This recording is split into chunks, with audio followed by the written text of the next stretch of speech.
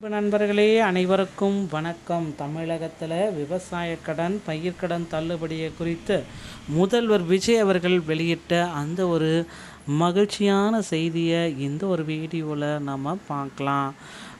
முதல்வர் விஜய் அவர்கள் பயிர்க்கடன் தள்ளுபடி அப்படின்றத பார்த்திங்கன்னா இதுவரை 2 கட்டங்களாக வெளியிட்டிருக்காரு. ஸோ இந்த பயிர்க்கடன் தள்ளுபடி யாருக்கு இதில் கிடைக்கும், யார் இதில் முக்கியமான நம்ப முடியும் அப்படின்றத எல்லாமே இந்த வீடியோவில் பார்க்கலாம். விவசாயிகள் பயிர்க்கடன் தள்ளுபடிக்கு புதிய கட்டுப்பாடுகள் விதிக்கப்பட்டிருக்கிறது. தமிழக அரசின் ஆணைகளுக்கு விவசாயிகள் கடும் எதிர்ப்பு அலைகளை தெரிவிச்சிட்ருக்காங்க. என்ன அப்படின்றத தான் நம்ம இப்போ பார்க்கலாம். கூட்டுறவு சங்க தலைவர் மற்றும் இயக்குனர் பதவி வகித்த விவசாயிகளுக்கு தள்ளுபடி கிடையாது அப்படின்னு சொல்லிட்டாங்க. நீங்கள் கூட்டுறவு சங்கத்தில் ஒர்க் பண்ணிங்கன்னா கூட உங்களுக்கு இந்த தள்ளுபடியே கிடையாது அப்படின்ற மாதிரி தெளிவாக அடித்து சொல்லிட்டாங்க. இந்த பயிர்க்கடன் திட்டத்தை பார்த்திங்கன்னா முதல்வர் விஜய் அவர்கள் விரைவில் மாற்றி அமைக்க போகிறார். தற்சமயம் முதற்கட்டமாக 50,000 அப்படின்றத வெளியிட்டாங்க. பயிர்க்கடன் தள்ளுபடி அதிகபட்சம் அதை திருத்தப்பட்டு 50,000 தள்ளுபடியை 75,000 மாற்றிருக்காங்க. குறைந்தபட்ச தள்ளுபடி 35,000, அதிகபட்ச தள்ளுபடி 75,000.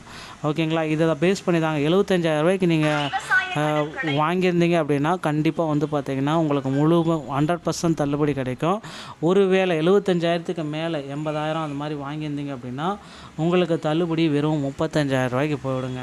இப்படி தாங்க இந்த தமிழகத்தில் தள்ளுபடி பட்டியல் இன்றியமையாக தான் மாறுது.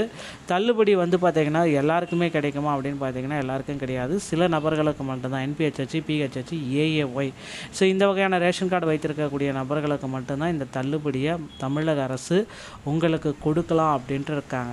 ஸோ கண்டிப்பாக பார்த்திங்கன்னா அதற்கான தள்ளுபடியுடைய விவரங்களை தமிழக அரசு விரைவில் கொடுப்பாங்க அப்படின்றத எதிர்பார்க்கலாம். ஸோ புதிய அப்டேட் அப்படின்னு அவங்க பார்க்குறப்ப 4.5 லட்சம் வரைக்கும் தள்ளுபடியே கொடுக்கலாமா அப்படின்ற மாதிரி யோசிச்சிருக்காங்க.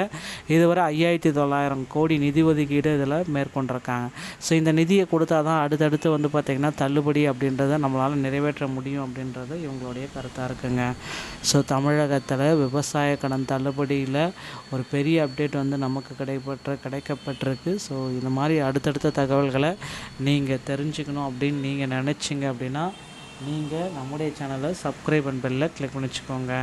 ஸோ கடும் எதிர்ப்பலைகளை பார்த்திங்கன்னா விவசாயிகள் கேட்டுகிட்டே இருக்காங்க. சிறு மற்றும் குறு விவசாயிகளுக்கு முரண்பாடாக கடன் தள்ளுபடி அறிவிப்பை வெளியிட்டார். அது மட்டுமே அல்லாது 1 லட்சம் கடன் பெற்ற விவசாயிகளுக்கு 5,000 மட்டுமே தள்ளுபடி என அரசு அறிவித்தது.